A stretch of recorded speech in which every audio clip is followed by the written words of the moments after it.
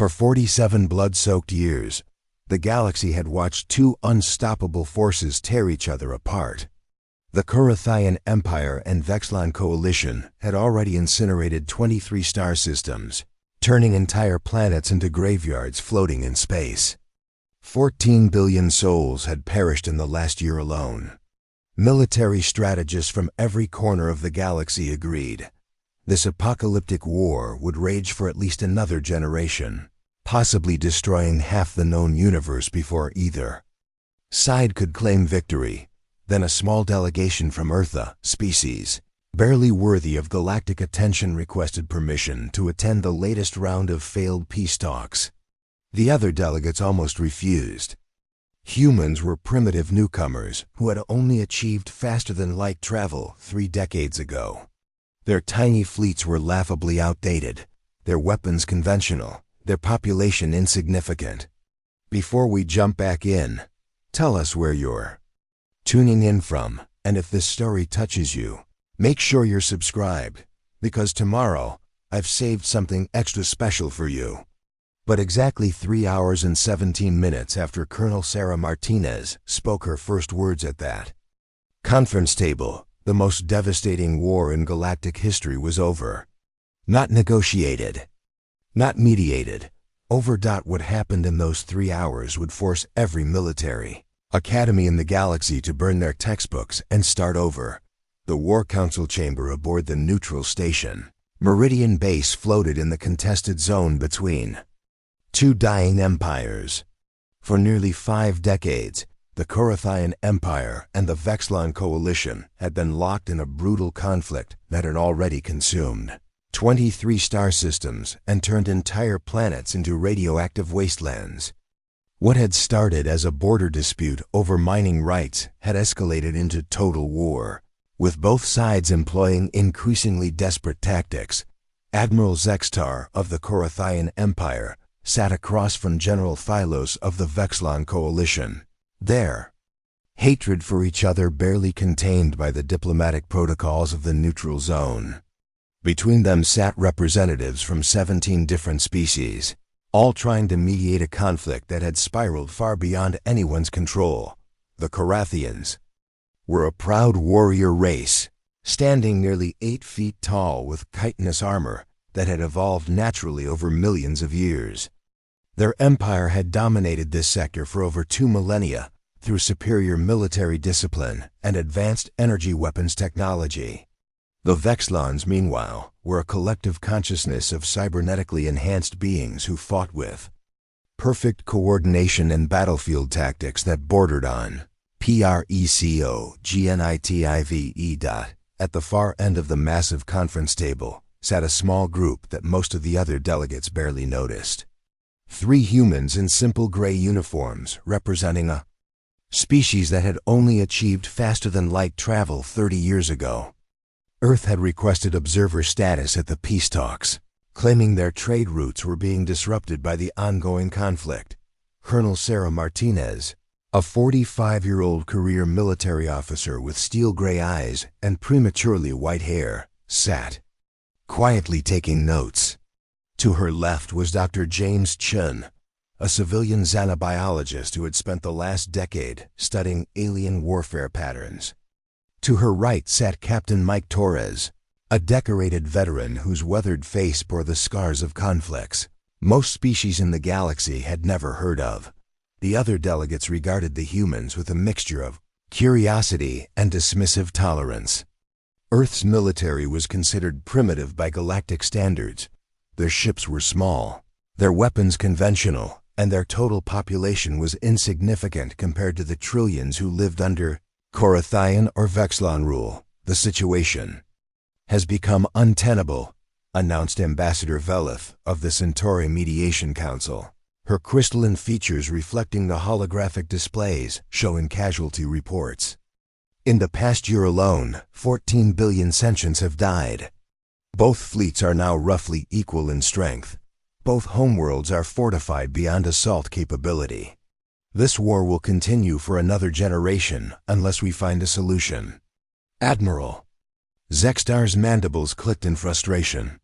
The Vexlons have violated every treaty, every agreement. They cannot be trusted with any settlement that leaves them with military capability. General Thylus's cybernetic implants glowed as his collective consciousness processed the accusation. The Korathians speak of trust while they develop bioweapons that target our neural networks. This conflict can only end with their complete surrender. Colonel Martinez looked up from her notes and spoke for the first time in 3 hours. "Gentlemen, may I ask a question?" The room fell silent. Most of the delegates had forgotten the humans were even present. "Of course, Colonel," Ambassador Veleth said politely. "Though I should note that Earth's military expertise is limited in conflicts of this scale." Martinez smiled, a cold expression that somehow made several of the alien delegates shift uncomfortably in their seats. "I'm curious about something. In 47 years of warfare, has either side ever attempted a direct assault on the other's command structure?" Admiral Zextar's laugh was like grinding stone.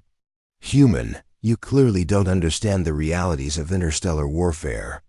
Both our homeworlds are protected by defensive networks that have been under construction for centuries. The Korathian home system has 17 orbital battle stations, each one capable of destroying entire fleets. And Vexlon Prime," added General Thylos, "is surrounded by automated defense platforms with quantum-entangled targeting systems. No force in the galaxy could penetrate those defenses." Colonel Martinez nodded thoughtfully. "I see, so you've both built impregnable fortresses and convinced yourselves that makes you safe." The temperature in the room seemed to drop several degrees. "What are you implying, human?" Admiral Zextar demanded. Martinez closed her notebook and looked directly at the Korathian admiral. "I'm not implying anything, sir. I'm stating a fact. Your war is about to end, and neither of your civilizations is going to like how it happens." The silence that followed Colonel Martinez's statement lasted exactly 7 seconds before Admiral Zextar erupted in what could only be described as laughter. The sound was like boulders grinding together in an avalanche, and it echoed off the reinforced walls of the conference chamber. Around the table, representatives from 17 different species shifted uncomfortably as the Korathian admiral's amusement filled the room. "Did you hear that, General Thylos?" Zextar wheezed between grinding chuckles. "The human thinks she understands warfare better than civilizations that have been fighting among the stars since before her species discovered fire." General Thylus's cybernetic implants flickered in what passed for amusement among the Vexlon collective. "Admiral, perhaps we should be grateful. Finally, someone has solved our little conflict. 47 years of the galaxy's greatest military minds have failed, but a representative from a species that still uses chemical propulsion has all the answers." The other delegates began to murmur among themselves. Ambassador Veleth of the Centauri Mediation Council cleared her crystalline throat diplomatically. "Colonel Martinez, while Earth's perspective is valued, I think you may not fully grasp the scope of this conflict. The Korathian Empire spans 42 star systems. The Vexlon Coalition controls 38. Both possess fleets numbering in the tens of thousands of vessels." Dr. Chen, sitting beside Martinez, pulled up a holographic display showing comparative military statistics. The numbers were staggering. The Korathian fleet included massive dreadnoughts, each one larger than Earth's largest city. The Vexlon Armada featured ships that could phase in and out of normal space, making them nearly impossible to target with conventional weapons. Earth's entire space navy consisted of 347 vessels, the largest of which was roughly the size of a Korathian scout ship. "Your entire military," Admiral Zextar continued, gesturing dismissively at the display, "could not crew a single one of our battle cruisers. Your most advanced weapons are primitive kinetic projectiles and fusion warheads. We have been deploying antimatter torpedoes and quantum disruptors for 3 centuries." Captain Torres spoke up for the first time, his scarred face impassive. "Impressive arsenal, Admiral. How's that working out for you? The question hit like a slap. Admiral Zextar's mandibles snapped shut, and several of his chitin plates darkened with anger. General Thylus's implants glowed brighter as the collective consciousness processed what felt suspiciously like an insult from an inferior species. "What did you say, human?" Zextar's voice dropped to a dangerous growl. Torres leaned back in his chair, completely relaxed despite being surrounded by representatives of species that could literally tear him apart. "I asked how it's working out for you. 47 years of advanced weapons and superior numbers, and you're still sitting here talking instead of winning. Makes a man wonder if maybe you're not as good at this as you think you are." The tension in the room spiked immediately. Several alien delegates activated personal defense fields, while others began edging toward the exits. Ambassador Velith raised her hands in a gesture of peace, but her crystalline features had taken on a worried cast. "Gentlemen, please. We are here to find peaceful solutions."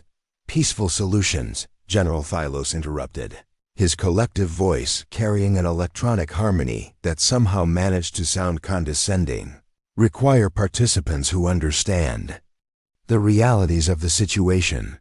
Humans have been in space for 30 years. 30 years.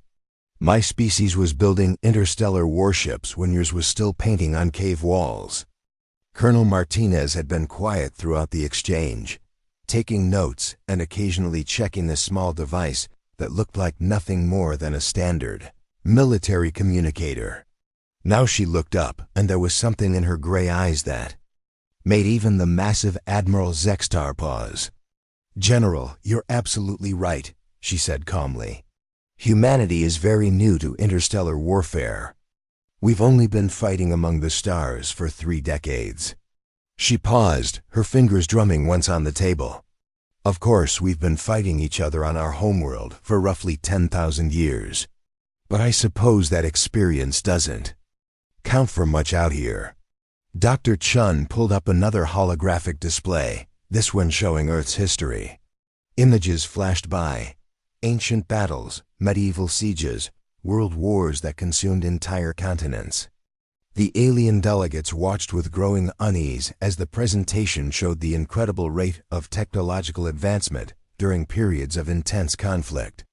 "You have to understand," Martinez continued, her voice remaining conversational despite the mounting tension. "Humans have a somewhat different approach to warfare than most species.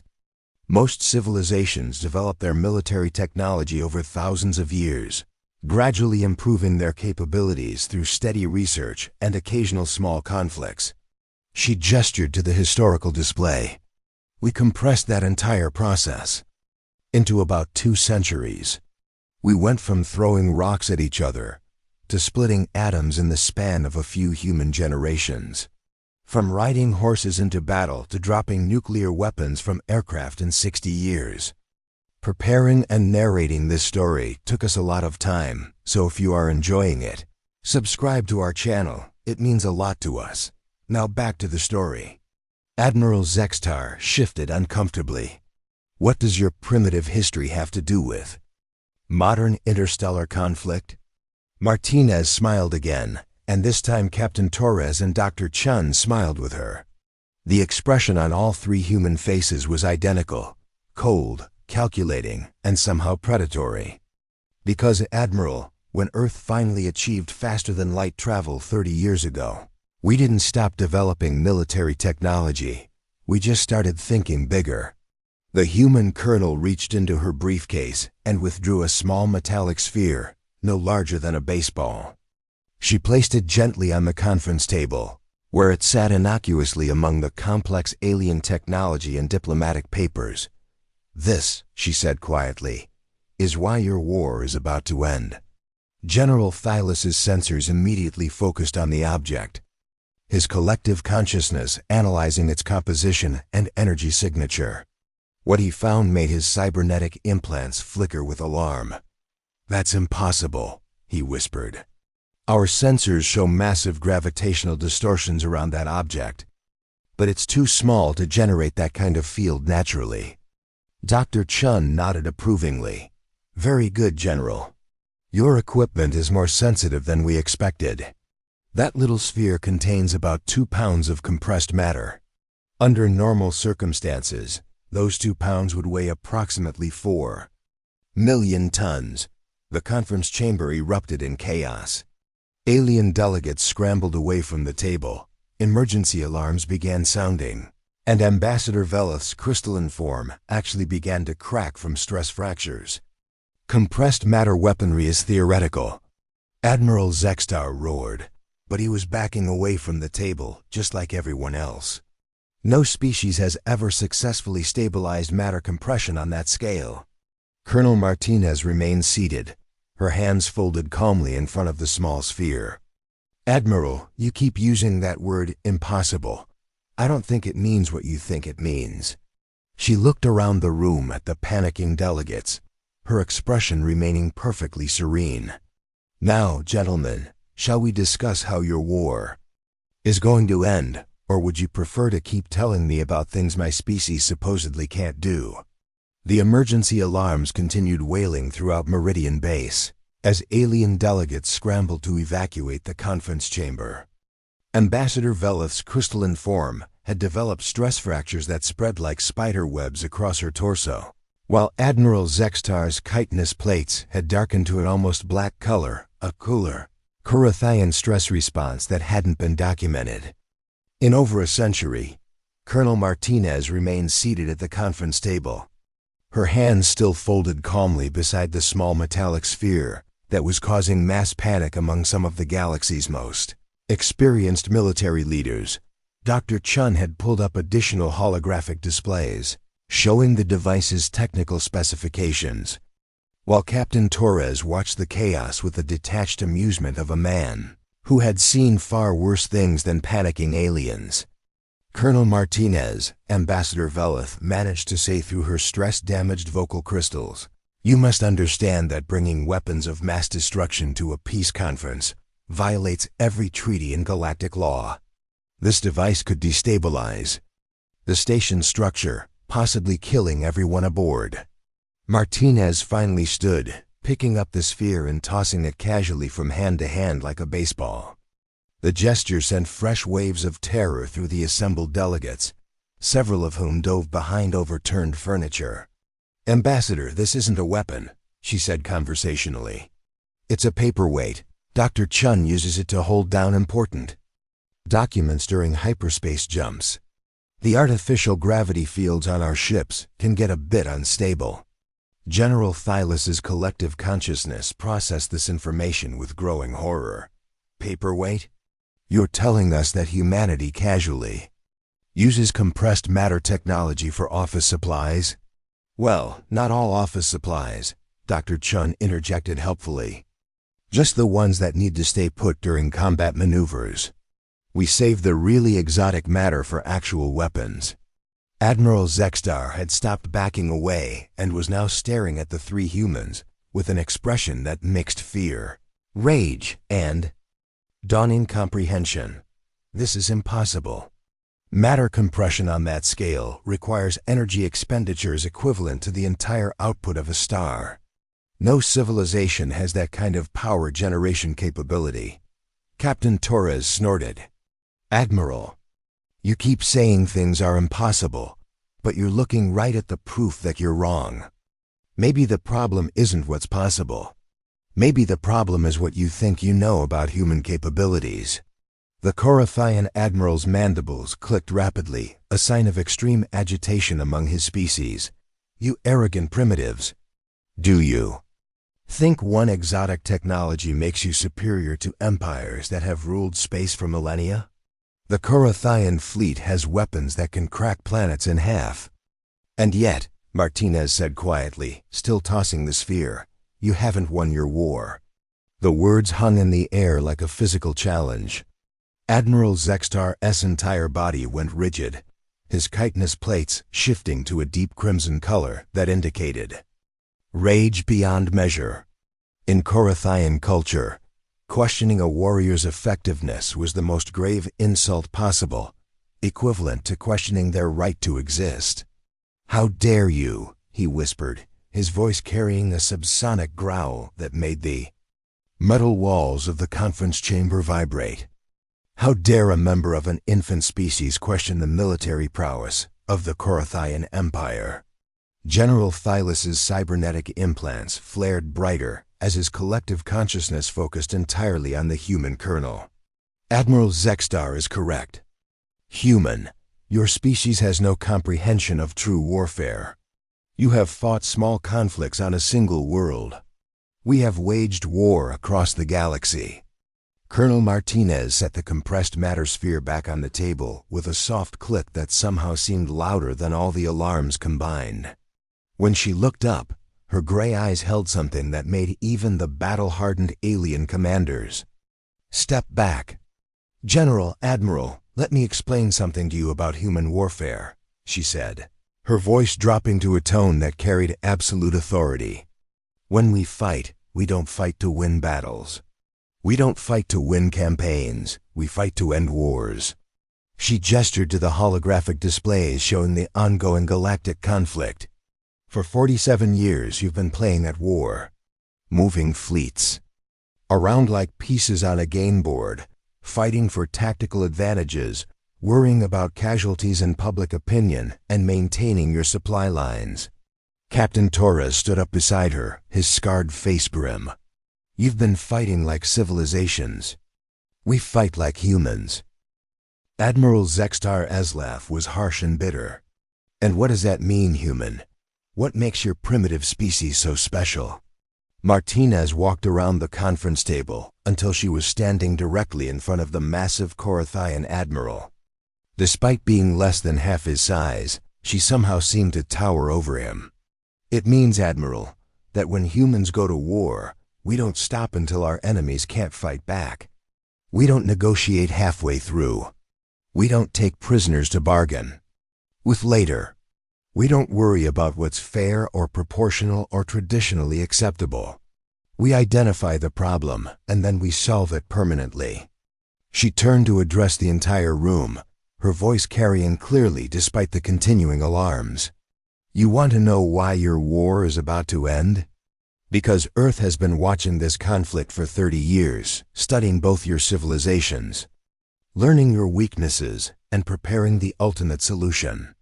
The problem, Dr. Chun said, manipulating his holographic controls to display tactical information about both alien fleets, is that neither of you has the will to do what's necessary to end this war. You're both too civilized. General Thylus's collective voice carried a note of growing unease. What are you suggesting, humans? That civilization itself is a weakness? Not weakness, Captain Torres replied, his scarred features showing no emotion. Limitation. You have rules. You have moral boundaries. You have political considerations and public opinion to worry about. We understand those limitations because we used to have them too. Martinez nodded grimly. Then we realized that some problems require solutions that civilized species can't implement. That's where humanity comes in. Ambassador Veleth's stress fractures deepened as she processed the implications of what she was hearing. Colonel Martinez, you cannot be suggesting what I think you're suggesting. The targeted elimination of entire civilizations is genocide. It's the ultimate war crime under every galactic treaty. Martinez turned her cold gaze to the Centauri ambassador. Ambassador, with respect, galactic treaties were written by species who had never encountered humans. We weren't consulted about what constitutes acceptable warfare, because nobody thought we'd ever be relevant enough to matter. General Thylus's collective consciousness was processing the implications at quantum speeds, and the results were terrifying. You're threatening the complete annihilation of two of the galaxy's most powerful empires. Both the Korathian and Vexlon civilizations have populations in the trillions. You're talking about mass murder on a scale that defies comprehension. No. General, Captain Torres said quietly. We're talking about ending a war that has already killed 14 billion beings in the past year alone, with no end in sight. Your civilizations have had 47 years to find a peaceful solution. You've failed spectacularly. Every year this continues, billions more die. Now it's our turn to solve the problem. Admiral Zextar's rage finally overcame his growing fear. The massive Korathian warrior stepped forward, his natural armor plates locked in full combat configuration, his clawed hands extended toward the small human woman who dared to threaten his empire. "You pathetic creature," he snarled, towering over Martinez. "You think your insignificant species can threaten the Korathian Empire? We have conquered 100 worlds. Our warriors are bred for battle. Our ships are forged from the metals of dead stars. I could tear you apart with my bare hands." Martinez didn't step back. Instead, she smiled, the same cold expression that had been making alien delegates uncomfortable all day. But now it carried something that made the massive admiral actually hesitate. "Admiral," she said softly, looking up at the towering alien. "Warrior without a trace of fear, you're about to learn the difference between conquering worlds and ending civilizations. And the beautiful thing is, you'll have exactly 3 hours and 17 minutes to contemplate that difference." She reached into her briefcase and withdrew what looked like a standard military communicator. But when she activated it, every piece of alien technology in the conference chamber began displaying the same message in dozens of different languages. "Earth Defense Force Operation Galactic Peace. Authorization confirmed. Execute protocol." Omega, the countdown timer that appeared on every screen, showed exactly 3 hours 17 minutes and 0 seconds and began ticking down. Admiral Zextar stared at the display in growing horror as he realized that whatever the humans had planned was already in motion. "What have you done?" Colonel Martinez's smile widened, but her eyes remained as cold as the vacuum of space. "Admiral, I've just ended your war. Both of your wars, actually. Permanently." The countdown timer continued its relentless march towards zero as chaos erupted throughout Meridian Base. Emergency sirens wailed through every corridor while alien delegates frantically contacted their home governments, trying to understand what Protocol Omega and why their most advanced sensors were detecting massive gravitational anomalies throughout the galaxy. Colonel Martinez remained unnaturally calm as she watched Admiral Zextar and General Philo struggle to comprehend what was happening. The massive Korathian admiral was barking orders into his communicator, demanding that his fleet prepare for immediate departure, while the Vexlon general's cybernetic implants flickered rapidly as his collective consciousness attempted to process data from across their empire. "Colonel," Ambassador Velith said, her crystalline voice cracking with stress fractures, "you must explain what your species has done. Our sensors are detecting impossible energy signatures appearing throughout both the Korathian and Vexlon home systems. Ships are reporting gravitational distortions that shouldn't exist." Dr. Chun smiled and manipulated his holographic controls, bringing up a 3-dimensional map of the galaxy. Red dots appeared throughout Korathian space, blue dots throughout Vexlon territory. There were hundreds of them, positioned with mathematical precision around every major military installation, population center, and strategic resource. "What you're seeing," Martinez explained conversationally, "is the culmination of 30 years of careful preparation. When Earth achieved faster-than-light travel, we didn't announce our presence to the galaxy and ask for permission to join your little club. We watched, we studied, and we planned." Captain Torres stood and walked to the holographic display, pointing to clusters of dots around both alien homeworlds. "Every one of these markers represents a human asset that's been in position for years. Some are automated systems. Some are crewed vessels using stealth technology that makes us effectively invisible to your sensors. All of them are equipped with weapons that your civilizations have never seen before." Admiral Zextar's mandibles clicked frantically as he stared at the display. "Impossible. Our sensor networks would have detected any foreign presence in our Space. The Korathian Empire has the most advanced detection technology in the galaxy.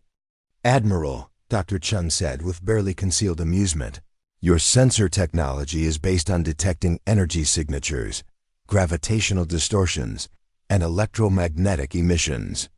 It's very impressive for tracking conventional spacecraft.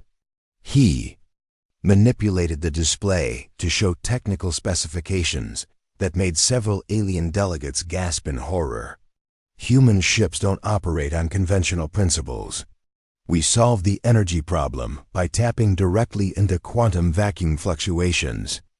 We solved the stealth problem by existing in a state of dimensional phase variance. To your sensors, our ships aren't hidden. They simply don't exist in the same reality you're scanning. General Thylus's collective voice carried a note of growing panic. You're claiming that humanity has had invisible fleets positioned throughout our territory for decades.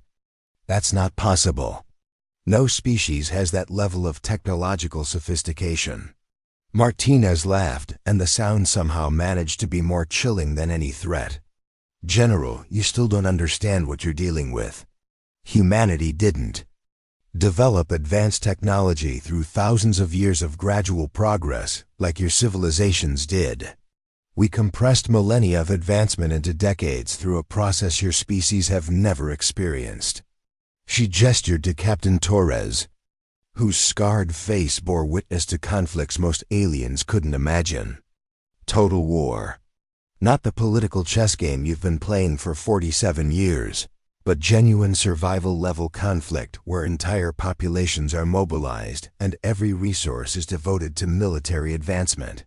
Captain Torres nodded grimly. In the 20th century alone, humans fought 2 global wars that consumed entire continents. We went from riding horses into battle to deploying nuclear weapons in the span of 30 years. We learned to split atoms, harness quantum mechanics, and build machines that could think faster than biological minds.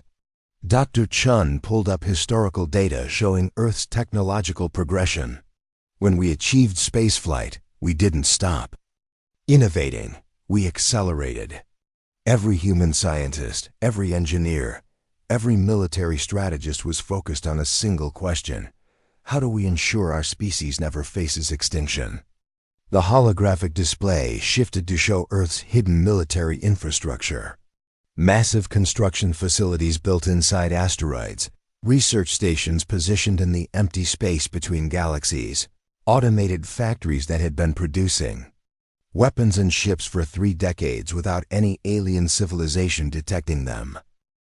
While you were fighting your stalemate war, Martinez continued, humanity was building the largest military force in galactic history. We studied every species, analyzed every technology, identified every weakness. We didn't just prepare for war, we prepared to end all wars. Ambassador Veliv's stress fractures deepened as she processed the implications. How many ships are we talking about, Colonel? How large is this hidden fleet? Dr. Chun smiled and adjusted the holographic display to show the full scope of human military deployment. The number of markers increased exponentially, covering not just Korathian and Vexlon space, but extending throughout the galaxy. Thousands of red and blue dots appeared, then tens of thousands, then hundreds of thousands. Our current deployment includes approximately 847,000 automated weapons platforms, 156,000 crewed vessels, and 23,000 specialized extinction-class warships. He said casually, as if discussing the weather. The conference chamber fell into stunned silence. Admiral Zextar's crimson coloration faded to a sickly gray as he realized the scope of what humanity had accomplished.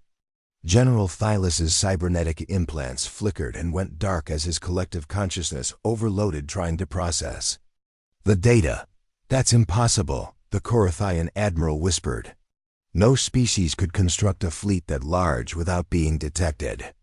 The resource requirements alone would consume the output of hundreds of star systems. You're thinking like aliens, Captain Torres replied. You assume we needed to mine asteroids and build shipyards and establish supply lines. We didn't. We solved the resource problem the same way we solved every other problem, by thinking bigger than anyone thought possible. Martinez activated another display showing Earth's true technological capabilities. Humanity learned to manipulate matter. At the quantum level 30 years ago, we don't mine resources, we convert energy directly into any material we need. We don't build ships in factories, we grow them using self-replicating molecular assemblers. We don't crew them with personnel, we create artificial intelligences that are smarter than entire civilizations. The revelation hit the alien delegates like a physical blow. Everything they thought they knew about warfare, about technology, about the balance of power in the galaxy, was suddenly obsolete. General Phylos managed to reactivate his cybernetic implants, though they flickered weakly. Even if everything you're saying is true, you cannot simply exterminate two entire civilizations. The other species in the galaxy will unite against you. You'll face a war against every military force in known space. Colonel Martinez checked the countdown timer, which now showed 2 hours 43 minutes and 17 seconds and falling. General, you're still not understanding the situation. We're not starting a war. We're ending one. And we're not exterminating anyone, we're offering you a choice. She walked back to the conference table and sat down, her demeanor suddenly becoming almost businesslike. In approximately 2 hours and 43 minutes, every military asset belonging to both the Korathian Empire and the Vexlon coalition will be simultaneously disabled. Not destroyed, disabled. Your weapons will stop working. Your shields will fail. Your engines will shut down. Your communications will be severed. Captain Torres continued the explanation. At that point, both of your civilizations will be completely defenseless. You'll be sitting ducks in a galaxy full of species that have very good reasons to want revenge for 47 years of war. Dr. Chun brought up a final display showing the locations of other galactic civilizations, many of which had suffered massive casualties from the ongoing conflict. The hegemony of Talax lost 3 entire worlds to Korathian expansion. The Xenerian Republic had their homeworld blockaded by Vexlon forces for 12 years. The Crystalline Consortium saw their trading empire collapse because of your war. Martinez smiled her cold smile one final time. So here's your choice, gentlemen. You can surrender now, agree to immediate ceasefire terms, accept full disarmament, and submit to galactic oversight of your governments. In exchange, humanity will protect both your civilizations from retaliation and help you rebuild as peaceful members of the galactic community. The countdown timer showed 2 hours 41 minutes and 55 seconds. Or, she continued, you can refuse, and in 2 hours and 41 minutes, you'll be completely defenseless in a galaxy full of enemies who have been waiting 47 years for exactly this opportunity. Admiral Zextar stared at the countdown in growing horror as he realized that humanity had just checkmated 2 galactic empires simultaneously. What guarantee do we have that you'll honor your terms? Colonel Martinez's smile never wavered. Admiral, we're the species that just positioned 1 million warships throughout your territory without you knowing about it. If we wanted you dead, you'd already be dead. We don't need guarantees, we need your surrender. The countdown timer displayed 0 hours 57 minutes and 23 seconds as tension in the conference chamber reached a breaking point. Admiral Zextar and General Phylos had spent the last 2 hours frantically communicating with their respective fleets, trying to prepare for an enemy they couldn't see and weapons they couldn't understand. Both alien commanders had grown increasingly desperate as their military advisors confirmed what the humans had claimed. There were indeed massive gravitational anomalies throughout their territory, but their sensors couldn't lock onto any actual targets. Colonel Martinez sat calmly at the conference table, occasionally checking her communicator while Dr. Chen monitored incoming data from across the galaxy. Captain Torres stood by the viewing window, watching as alien ships from dozens of species began arriving at Meridian base. Word of the confrontation had spread, and every major civilization wanted to witness what was about to happen. "Colonel," Ambassador Velith pleaded, her crystalline form now covered in stress fractures, "there must be another way." "Surely diplomacy can still," Ambassador Martinez interrupted gently. "Diplomacy was tried for 47 years. It failed. Sometimes the only language that works is overwhelming force applied with surgical precision." Admiral Zextar's mandibles clicked frantically as he received another report from his fleet commanders. "My ships are detecting energy buildups throughout Korathian space, but they can't target the sources. Our weapon systems are malfunctioning, showing targeting locks on empty space." "That's because you're not targeting empty space," Dr. Chen explained. "You're targeting our ships.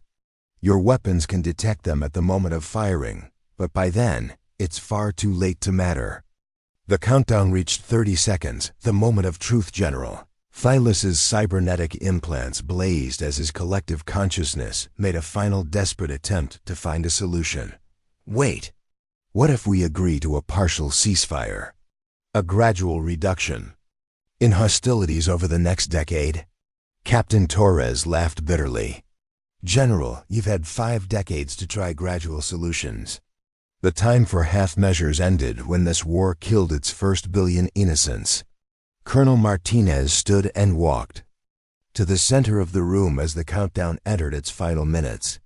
"Gentlemen, in 30 seconds, you're going to witness something that no civilization in galactic history has ever seen. The complete and simultaneous neutralization of 2 galactic empires." She paused, looking directly at both alien commanders. "I want you to understand that what you're about to witness could have been avoided at any point in the last 47 years. All you had to do was stop fighting." The countdown reached 10 seconds. "This is your last chance," Martinez said quietly.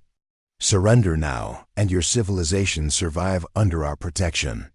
Refuse, and in 10 seconds you'll be completely defenseless against every enemy you've made over the past 5 decades. Admiral Zextar's pride warred with his growing terror. General Thylus's collective consciousness calculated probabilities at quantum speeds, all of them ending in the same result: total defeat. 5. "Choose," Martinez said. 3.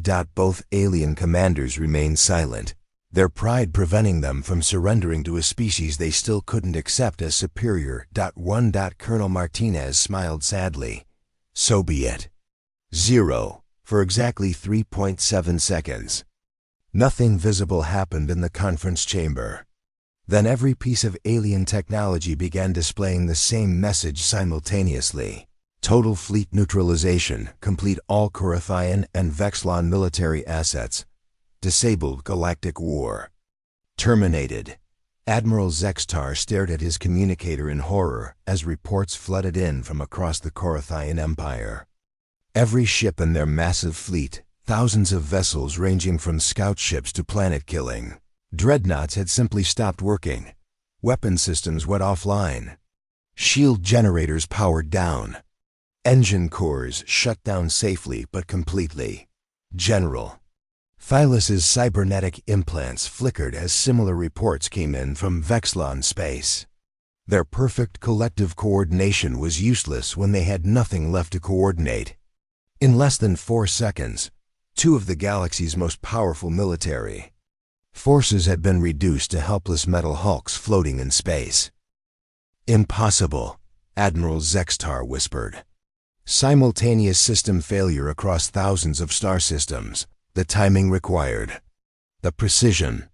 "The timing was easy," Dr. Chen said matter-of-factly. "Quantum entanglement allows for instantaneous communication across any distance. Every one of our weapons platforms received the execution order at exactly the same moment." Captain Torres pulled up a galaxy-wide tactical display showing the scope of what had just occurred.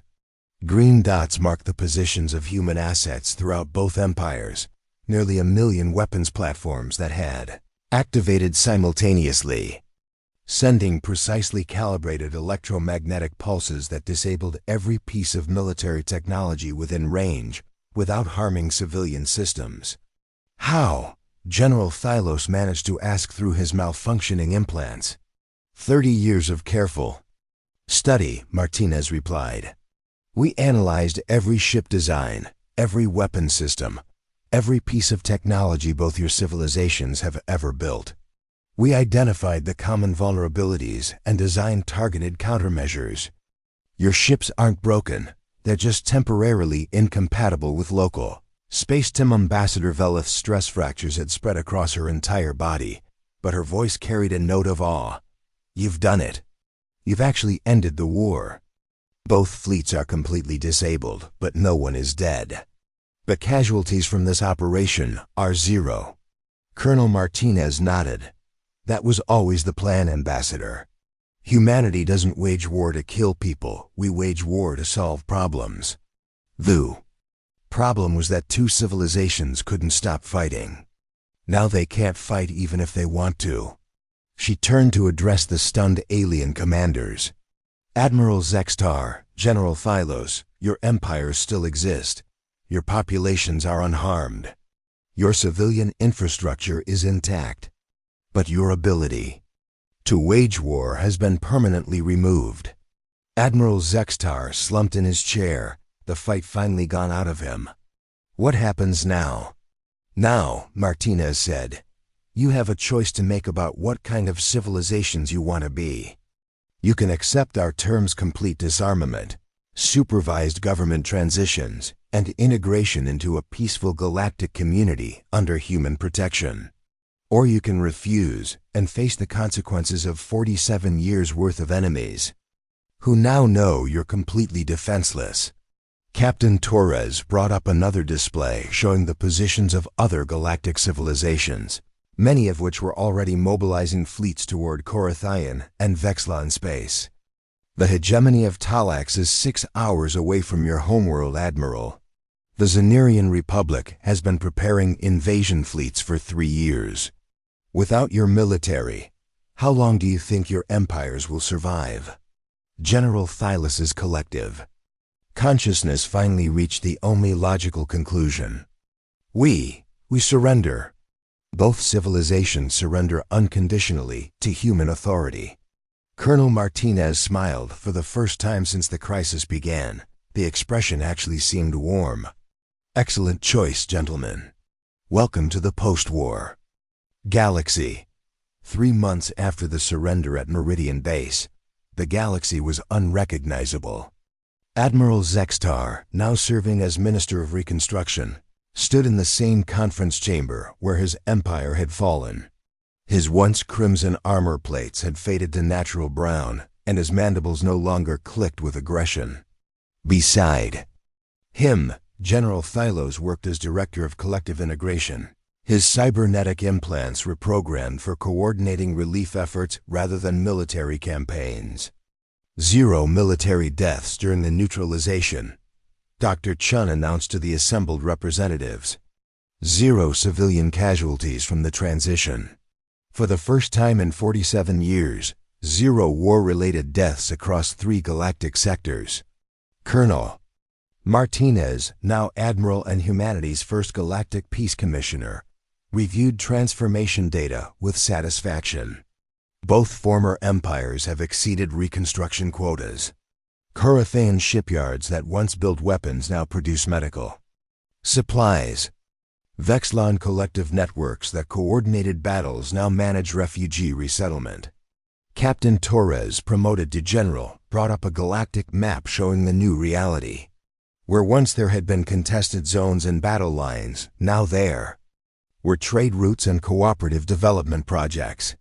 The 23 devastated star systems were being systematically restored using combined human technology and alien expertise. Other galactic civilizations have embraced the new paradigm. He reported. The Centauri Republic requested human mediation for their internal conflicts.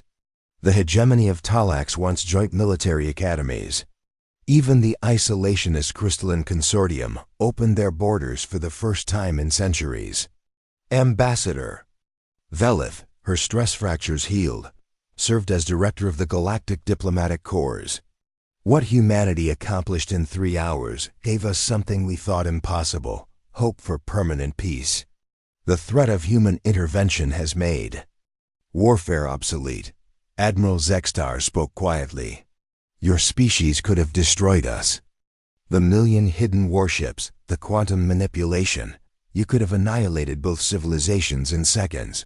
Why didn't you? Martinez smiled, the same expression that had once terrified delegates, now carrying genuine warmth. Admiral, humanity learned that destroying enemies doesn't solve underlying problems. It just creates new enemies. Dr. Chun displayed Earth's historical transition from constant warfare to global cooperation. We nearly destroyed ourselves before learning that ending war permanently requires making it impossible, not just inadvisable. Torres nodded grimly. Every human military academy teaches the same principle. Ultimate victory isn't defeating your enemy, it's turning them into an ally. The conference chamber, once filled with hatred and threats of total war, now buzzed with collaborative energy as former enemies worked together on reconstruction projects. Two galactic empires that had spent 47 years trying to destroy each other were now competing to contribute more to galactic peace. The galaxy learned a simple lesson, Admiral Martinez concluded, looking around at representatives from dozens of species working in harmony. Humanity doesn't seek to conquer or control. We solve problems. The biggest problem was that no one knew how to end a war. She stood, gray eyes reflecting starlight through the chamber's transparent walls. War isn't ended through victory or defeat. It's ended by demonstrating that fighting costs infinitely more than peace. Outside Meridian Base, ships from across the galaxy traveled peacefully through space that had been a battlefield just months before.